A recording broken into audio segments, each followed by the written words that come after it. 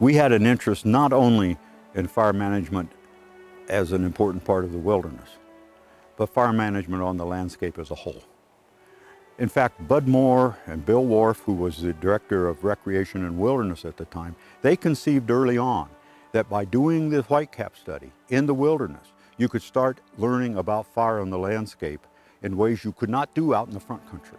They were all coming together to sort of look at, would it be even possible to let fire just burn naturally in the forest? And so Bob Mutch and Dave Aldrich went out. They were hired to go out and assess this area around the whitecap drainage in the Selway Bitterroot Wilderness. It was the field work that helped gather the data that the fire lab used to analyze and to understand what the potential was. We divided the whitecap up into 5 what we called ecological land units. I was part of the inventory crew.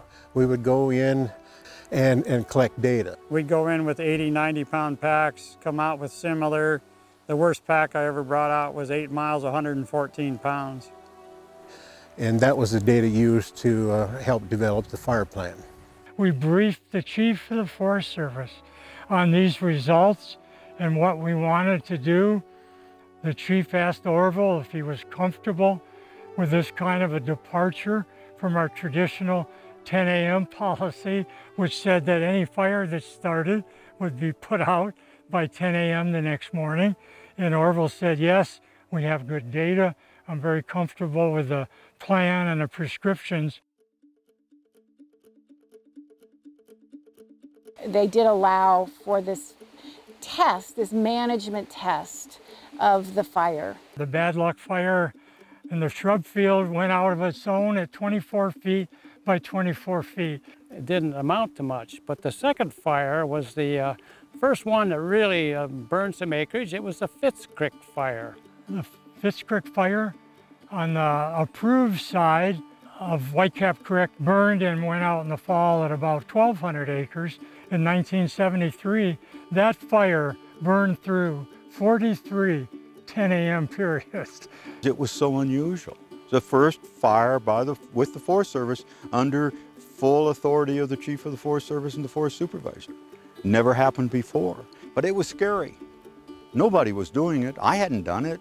He realized, no, we're allowing this fire to burn. And I had never seen a fire burn like this. I'd always put them out.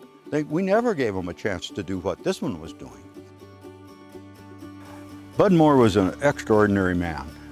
He was an absolutely marvelous man, way beyond his time, understanding the natural role of fire and understanding the ecosystems. The year that Bud Moore retired, that changed the Director of Fire Control, Director of Fire Management. So it was beyond just wilderness fire. It was the whole concept of fire in the landscape for ecological purposes. We were really not very well developed in our knowledge and how to do it. This was something that really began to change the way fire control became fire management. Fire was always part of the system, and we had been putting them out, and that wasn't helping the system be what it should be. And it was perhaps time to allow fire to play more of the role that it historically had played in the past. It basically fertilizes the ground, cleans up the duff, and takes care of preparing the soil bed. Because of the legacy that was started with the Bud Moore and Bob Mutch and all them, every year became successively a little easier because of old fires providing some buffering to new fires. If you can allow it to start on its own and end on its own without interference, that's the optimum wilderness fire. This reunion, I think, has really set to me that fire is a very important part of our forest, and it needs to continue to be used as a tool.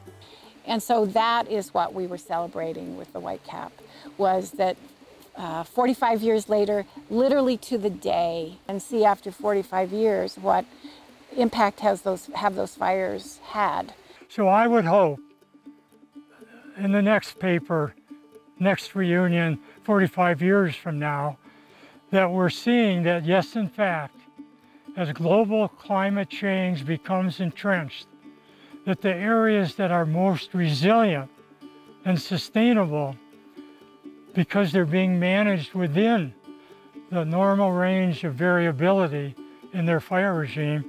They're being managed with fire, not with fire's absence. And I would tell folks that the way they're fighting them is totally different than the way they fought them in 72.